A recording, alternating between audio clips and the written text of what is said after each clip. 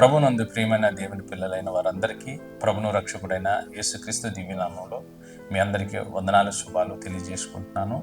ఈ సమయంలో క్రైస్తవ్యం అంటే ఏమిటి, దానికి కలిగిన దాని నిదర్శనం, క్రైస్తవ్యం దాని యొక్క నిదర్శనం అనే అంశాన్ని మనం నేర్చుకుందాం ఈరోజు.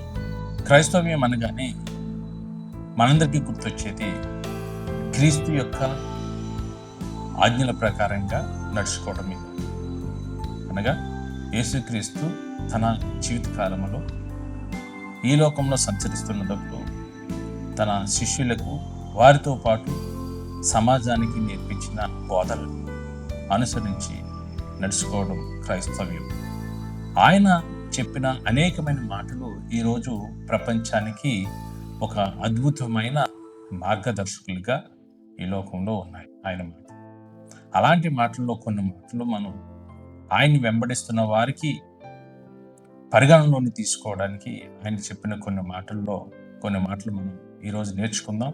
ప్రధానంగా ఆయన చెప్పిన బోధనలో లూకా సువార్త 6వ అధ్యాయము 46వ వచనంలో ఆయన మనందరికీ తెలియజేస్తున్న మాట.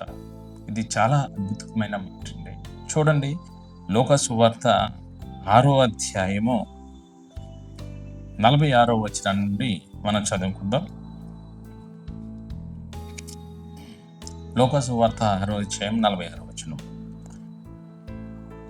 యేసుక్రీస్తు అంటున్నారు, నేను చెప్పిన మాటల ప్రకారంగా మీరు చేయక ప్రభువా ప్రభువా అని నన్ను పిలుచుట ఎందుకు? ఆయన ఒక ప్రశ్న వేస్తున్నాడు. తనతో పాటు ఉన్న శిష్యులతోనూ తను వెంబడిస్తున్న సమాజంతోనూ ఆయన అడుగుతున్న మాట ఏంటంటే, నేను చెప్పే మాటల ప్రకారంగా మీరు ఎవ్వరూ పాటించట్లేదు, నేను చెప్పే మాటలు వినట్లేదు, వాటిపై దృష్టి పెట్టట్లేదు, కానీ ప్రభువా ప్రభువా అని నన్ను పిలుస్తున్నారు. ఆ పిలుపు ఎందుకు అని ప్రశ్నిస్తున్నాడు. ఈరోజు సమాజంలో ప్రతి ఒక్కరము కూడా క్రీస్తు మాటలను పట్టించుకోము, ఆ ప్రకారంగా బ్రతకం. కానీ ఉదయము సాయంత్రం పని ప్రారంభించినప్పుడు, పని ముగించినప్పుడు ప్రభువా ప్రభువా అని మనం ప్రార్థన చేస్తూ ఉంటాం. ఉపవాస ప్రార్థనలైనా, గొలుసు ప్రార్థనలైనా, పర్సనల్ ప్రార్థనలైనా మనం ప్రార్థన చేస్తుంటాం. అలాంటి వాటిని పట్టుకుని క్రీస్తు సమాజాన్ని ప్రశ్నిస్తున్న మాట ఏంటంటే, నేను చెప్పే మాటలను పక్కన పెడుతున్నారు, నన్ను మాత్రం ప్రశ్నిస్తున్నారు, ప్రార్థన చేస్తున్నారని ఆయన అంటున్నారు. కనుక ఆయన చెప్తున్న మాట ఏంటంటే, ప్రభువా ప్రభు అని పిలిచే వాటికన్నా నేను చెప్పే మాటల ప్రకారంగా మీరు నడుచుకోవటం చాలా ఇంపార్టెంట్ అని యేసుక్రీస్తు చెప్తున్నాడు. చూడండి, కిందకి చదివితే, నా యొద్దకు వచ్చి నా మాటలు విని వాటి చొప్పున చేయు ప్రతి వాడును ఒక బలమైన విశ్వాసిగా, కదలని స్థిరలోనే విశ్వాసిగా ఉంటాడని ఆయన చెప్తున్నాడు. నా మాటలు వినాలి, నేను చెప్పే మాటల ప్రకారంగా బ్రతకాలి. అలా బ్రతికిన వాడే స్థిరమైన విశ్వాసగా ఉంటాడని ఆయన చెప్తున్నాడు.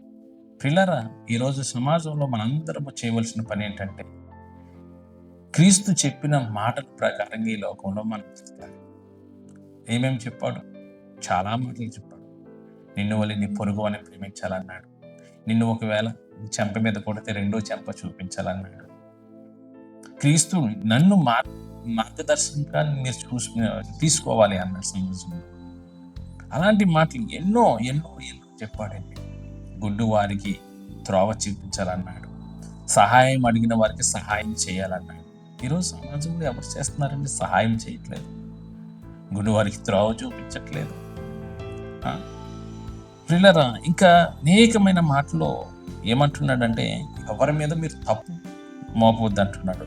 చూడండి, 6వ అధ్యాయము 41వ వచనంలో ఏమంటాడంటే, నీవు నీ కంటిలో ఉన్న దూలమును ఎంచక నీ సహోదరుని కంటిలో ఉన్న నలుసును చూచుటేలా? సమాజంలో క్రైస్తవులుగా పోలి నడుచుకునేవారు చాలా తక్కువండి. అందుకనే క్రైస్తవుడు ఎలాగ బ్రతకాలో, ఎలా జీవించాలో ఈ లోకంలో ఆయన క్లియర్గా మనకు చెప్తున్నాడు.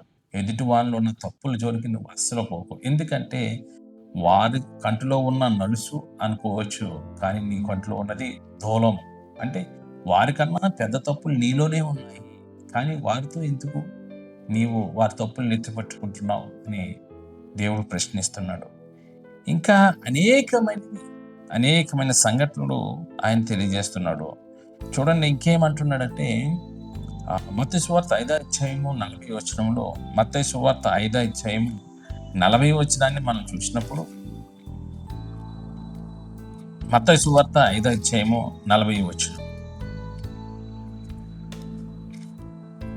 క్రైస్తవులు ఏ విధంగా బ్రతకాలి ఈ లోకంలో అని ఆయన చెప్తూ, మత్తయి సువార్త 5వ అధ్యాయం 40వ వచనం, ఎవడైనను నీ మీద వ్యాజ్యము వేసి నీ అంగీ తీసుకొనగోరిన ఎడల వానికి నీ పై వస్త్రము కూడా విచ్చేయుము. మత్తయి సువార్త 5వ అధ్యాయము 40వ వచనం. ఇన్ కేస్ ఎవడైనా నీ మీద గొడవపడి వ్యాజ్యం చేసి నీ అంగి ఇవ్వాలి లేకపోతే వస్త్రం ఇవ్వాలంటే దాంతో పాటు వేరే వస్త్రం కూడా నువ్వు ఇచ్చేయి. ఇది క్రైస్తవుడు చేయవలసిన పని అండి. ఈరోజు ఈ లోకంలో, ఈ భయంకరమైన సమాజంలో ఒక క్రైస్తవుడు ఒక వెలుగుగా ఉండాలనేది దేవుని యొక్క ఉద్దేశం. ఒక రుచిగా ఉండాలనేది దేవుని యొక్క సంకల్పం. అందుకనే తన్ను వెంబడిస్తున్న ప్రతి ఒక్కరిని, తన్ను ఫాలో అవుతున్న ప్రతి ఒక్కరిని ఆయన చెప్తున్న మాట ఏంటంటే, మీరు అనేక మందికి సహాయపడేవారిగా, అడిగేవారికి ఇచ్చే విధంగా మీరు ఉండాలి లోకంలో. అందుకని ఆయన అంటున్నాడు, ఎవడైనా నీ మీద వ్యాజ్యము వేసి నీ అంగీ తీసుకొని కోరిన ఎడల వానికి నీ పై వస్త్రము కూడా ఇచ్చివేయము. ఇంకా చూస్తే, ఒకడు 1 మైలు దూరం రమ్మని నిన్ను బలవంతం చేసి ఎడల వానితో కూడా 2 మైళ్ళు వెళ్ళము. నిన్ను అడుగువానికిమ్ము, నిన్ను అప్పు అడుగుగోరు వారి నుండి నీ ముఖము తిప్పుకొనవద్దు. అడిగివారికి ఇవ్వాలంటున్నాడు. ఎవడైనా నువ్వు 1 మైలు దూరం రమ్మనంటే 2 మైళ్ళు వెళ్ళాలంటున్నాడు. ఒకవేళ నీ దగ్గర వచ్చి ఎవరైనా చేయి సాచి, అమ్మా నాకు తిండి లేదు, బట్ట లేదు, 10 రూపాయలు అప్పు ఇయ్యి, నేను మరలా తిరిగిస్తానంటే నువ్వు ముఖం తిప్పుకొనవద్దు అని అంటున్నాడు. ఈరోజు సమాజం దేవుని యొక్క వాక్యాన్ని పట్టుకుని, దేవుని పేరిట నేను క్రైస్తవునని చెప్పుకొనొచ్చు సమాజంలో బ్రతుకుతున్న వారు ఇవన్నీ చేస్తున్నారా?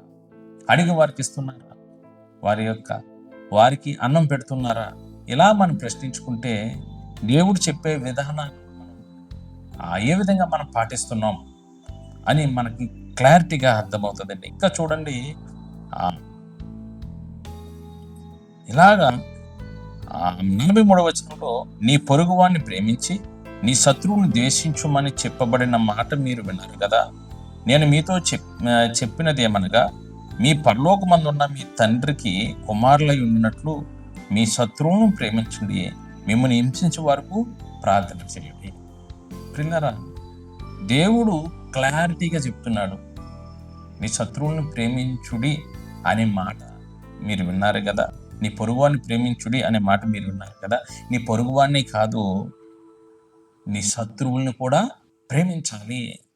శత్రువుల్ని కూడా ప్రేమించాలని మొట్టమొదటిగా ఈ సమాజంలో, భూలోకంలో శత్రువుని సైతం ప్రేమించాలని చెప్పబడిన మాట యేసుక్రీస్తు తప్ప మరెవరు మాట్లాడి ఉండడు. అందుకని ఆయన అంటున్నాడు, ఆయన ఏ విధంగా ఈ లోకంలో చేశాడో సమాజంలో ఆయన చెప్తున్నాడు. 45వ వచనంలో ఆయన అంటున్నాడు, ఆయన చెడ్డవారి మీదను మంచివారి మీదను తన సూర్యకాంతిని ఉదయింపజేసి నీతిమంతుల మీదను అవినీతిమంతుల మీదను వర్షం కురిపించుచున్నాడు కదా. మీరును మిమ్మల్ని ప్రేమించే వారినే మీరు ప్రేమించిన ఎడ్ల మీకేమి ఫలము కలుగును? శంకరులను అలాగే చేయుచున్నారు కదా. మీ సహోదరులకు మాత్రం వందనములు చేసిన ఎడ్ల మీరు ఎక్కువ చేయుచున్నది ఏమి? అన్ని జనులను అలాగే చేయుచున్నారు కదా.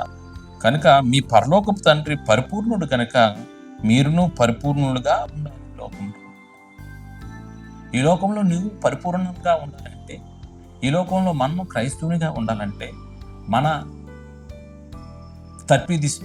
తర్పిదిస్తూ ఈ లోకంలో మనల్ని క్రైస్తవునిగా ఈ లోకంలో ఉంచిన యేసుక్రీస్తు యొక్క బోధన మనం తప్పక పాటించాలి, వాటి ప్రకారంగా బ్రతకాలి. అంతేగాని మీ పరలోకపు తండ్రికి కుమారులై ఉండులాగా మీరు మీ శత్రువుల్ని సైతము ప్రేమించాలి.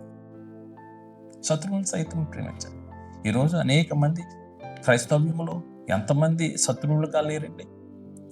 ఒకరంటే ఒకరికి పడదు, ఒకరి మీద ఒకరు ద్వేషం పెంచుకుంటారు, ప్రేమ లేదు, ఆప్యాయత లేదు, పలకరింపులు లేవు. ఒకరి ముఖం ఎడముఖం అయితే ఒకరిది పెడముఖం పెట్టుకుంటారు. ఒకే కుటుంబంలో క్రైస్తవులకి ఒకరి మధ్య ఒకరికి మనశ్శాంతి, శాంతి సమాధానాలు లేవు. మరి వీరు ఎలాగ క్రైస్తవులు అవుతారు? చర్చిల్లో చూడండి, ఒకరు ఆరాధన అయిపోయిన తర్వాత ఇంకొకరు వచ్చి ఆరాధన పెట్టుకుంటారు. ఒక కులస్తులు అయిపోయిన తర్వాత ఇంకో మతం కులస్తులు వచ్చి పెట్టుకుంటారు. శాంతి సమాధానాలకి ప్రధాన సూత్రధారిగా పేరు పంపులు పొందిన యేసుక్రీస్తు యొక్క మాటల్ని ఆలోచిస్తూ ఆచరిస్తూ ఎవరు దాన్ని సార్థకత చేస్తున్నారండి? లేదు. ఆయన అంటున్నాడు, నా మాటల ప్రకారంగా నువ్వు చేయనప్పుడు నన్ను ప్రభువా ప్రభువా అని పిలిచితే అలా ఎందుకు? నేను చెప్పే మాటల ప్రకారంగా నువ్వు జీవించవు, కానీ నేను చెప్పే మాటల ప్రకారంగా నువ్వు జీవించవు, కానీ నన్ను ప్రభువా ప్రభువా ప్రభువా అని పిలుస్తూ ఉంటావు. అది కరెక్ట్ కాదని చెప్తున్నాడు. అందుకే ఆయన అంటున్నాడు, ఏమంటున్నాడు?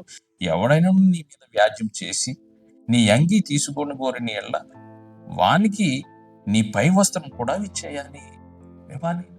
ఇది నా ఆజ్ఞ అని చెప్తున్నాడు.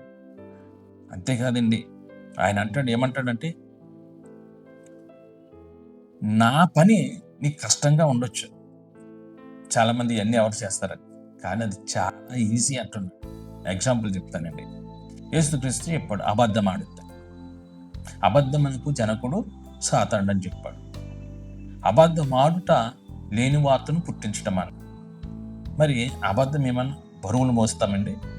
అబద్ధం ఆడడానికి ఏమన్నా మన దగ్గర ₹1,00,000 ఖర్చు అవుతాయా? కాదు కదా. ఈజీగా నోటి నుంచి ఈజీగా మాట్లాడతాం, కానీ దాన్ని కంట్రోల్ చేసుకోవడం మన తరం కదా. కానీ దేవుడు ఏమన్నాడు? అబద్ధం ఆడొద్దు అన్నాడు. వెరీ సింపుల్, అది చిన్న మాట. దాన్ని జయించలేని వారిగా మనం ఈరోజు ఉన్నాం. ఎంతోమంది అబద్ధాలు ఆడేస్తారు ఈజీగా. మరి అది సులువా కష్టమా? చాలా ఈజీ. అది కష్టంగా భావిస్తున్నాం. అందుకనే ఆయన లోక సువార్త 6:31 అంటాడు, మనుషులు మీకేమి చేయవలనని మీరు కోరుదురో అలాగనే మీరును వారికి చేయండి. మనుషులు మీకు ఎలాగో చేయవలనని మీరు కోరుదురో అలాగనే వారికి చేయండి. ఇది దేవుడు అప్పగించిన పని. మనందరి దగ్గర నుంచి మేలు కావాలని కోరుకుంటాం, కానీ మనం మాత్రం మేలు చేయం. అందరి దగ్గర నుంచి మనం అడుగుతాం, నాకు వాడు మేలు చేస్తే బాగుంది, కానీ మనం ఎవరికి చేయం. కానీ దేవుడు చెప్తున్న పర్టికులర్గా మనకు చెప్తున్నాడు, మనుషులు మీకు ఏమి చేయాలని కోరుకుంటున్నారో, లేకపోతే దేవుడు నీకు ఏమి చేయాలని కోరుకుంటున్నావో అదే ఎదుటివానికి చేయాలి. చూడండి, ఇలాంటి మంచి మాటలు దేవుడు మనకి చెబుతూ ఉన్నాడు.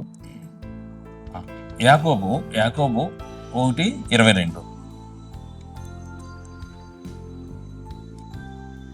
మీరు వినువారు మాత్రమే ఉండి మిమ్మల్ని మీరు మోసపుచ్చుకొనకుండా వాక్య ప్రకారంగా ప్రవర్తించువారై ఉండాలి. ఎవడైనాను వాక్యం వినువాడై ఉండి దాని ప్రకారంగా ప్రవర్తింపని వాడైతే వాడు అద్దములో తన సహజ మొక్కను చూసుకుని మనుషుని పోలి ఉన్నాడు.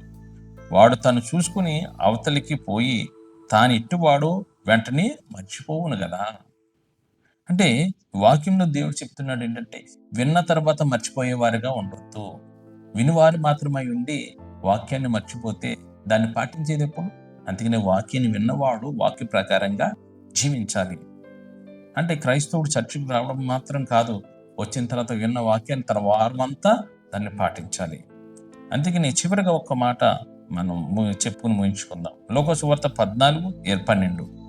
లోకసువార్త 14:12 ఆయన అంటున్నాడు, మరియు ఆయన తన్ను పిలిచిన వానితో ఇట్లనెను, నీవు పగటి విందైనను రాత్రి విందైనను చేయనప్పుడు నీ స్నేహితుల్లోనైనను నీ సహోదరులనైనను నీ బంధువులనైనను ధనవంతులనైనను పొరుగువారినైనను పిలవద్దు. వారు ఒకవేళ నిన్ను మరలా పిలుతురు గనుక నీకు ప్రత్యుపకారం కలుగును. అయితే నీ విందునకు చేయనప్పుడు వేదలను అంగీయులను కుంటివారును గుడ్డివారును పిలువుము. నీకు ప్రత్యుపకారం చేటుకు వారికేమీ లేదు గనుక నీవు ధన్యుడు వగదువు.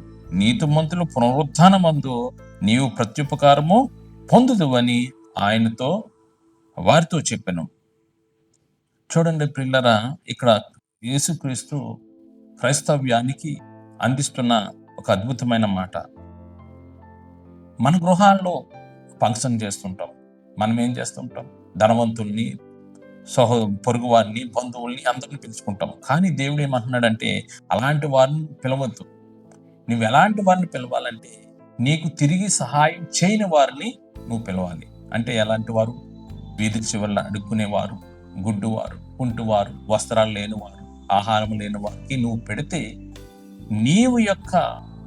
నీ యొక్క ప్రతిఫలం అనేది నీకు దొరుకుతుంది. పరలోకమందు నీకు ధన్యుడు అవుతావు అని దేవుని వాక్యం తెలియజేస్తుంది. మరి అలాంటి పనులు ఎవరు చేస్తున్నారండి ఈరోజు? ఏమైనా ఫంక్షన్ పెట్టుకుంటే పెద్ద పెద్ద వారిని, గొప్పవారిని, ఎమ్మెల్యేని, అధికారంలో ఉన్న వారిని, ధనవంతుల్ని మనం పిలుస్తామే కానీ ఏ రోజైనా ఎవరి ఫంక్షన్లోనైనా పేదవారు, గుడ్డువారు, కుంటువారు, మోగవారు, అనాథులు ఎవరైనా కనిపిస్తున్నారు. మరి ఇలాంటి పనులు చేయలేని మనము మరి దేవుణ్ణి పోలి మనం ఎలా నడుచుకుంటున్నాం? క్రీస్తుని వెంబడిస్తున్నామని మనం ఎలా అనుకుంటాం? నిజంగా ఇలాంటి పనులు చేయని మనము క్రైస్తవుని ఎలా పిలబడతాం? ఇలా చేస్తేనే కదా క్రైస్తవుడని పిలబడతాం. ఇలాంటి పనులు చేస్తేనే కదా దేవుని పిల్లలమని పిలవబడతాం. మరి ఇప్పుడు మనం దేవుని పిల్లలమా? ప్రశ్నించుకోవాలి మీరు. మన యొక్క ఫంక్షన్లో ఒక పేదవాడు కనబడ్డే, మన ఫంక్షన్లో మనం చేసే ఫంక్షన్లో ఒక అనాథి పిల్లలు కనబడమే, ఒక గుప్పుడు మెతుకులు పెట్టమే, వాళ్ళకి ఆదరణ మాటలు చెప్పమే, వస్త్రాలు ఇవ్వమే. ప్రేమైన దేవుని బిడ్డలారా, ఇప్పుడు మనం ఈ వాక్యం ప్రకారంగా మనం తెలుసుకోవాల్సింది ఏంటంటే, మనం ఏ స్థితిలో ఉన్నాం? మన క్రైస్తవులమా కాదా? ఈ మాటలు విన్న ప్రతి ఒక్కరూ కూడా మీ జీవితాలు, ఆత్మీయ జీవితాలు మెరుగుపరుచుకోవడానికి దేవుడు నాతో ఉండి మాట్లాడుతున్నాడని మీరు ప్రేమతో స్వీకరించి మీరందరూ ఆత్మీయ మేలు పొందాలని మనస్ఫూర్తిగా మీకు వందనాలు తెలియజేసుకుంటాను. వాక్యం విన్న మీ అందరికీ ప్రత్యేకమైన వందనాలు. Thank you.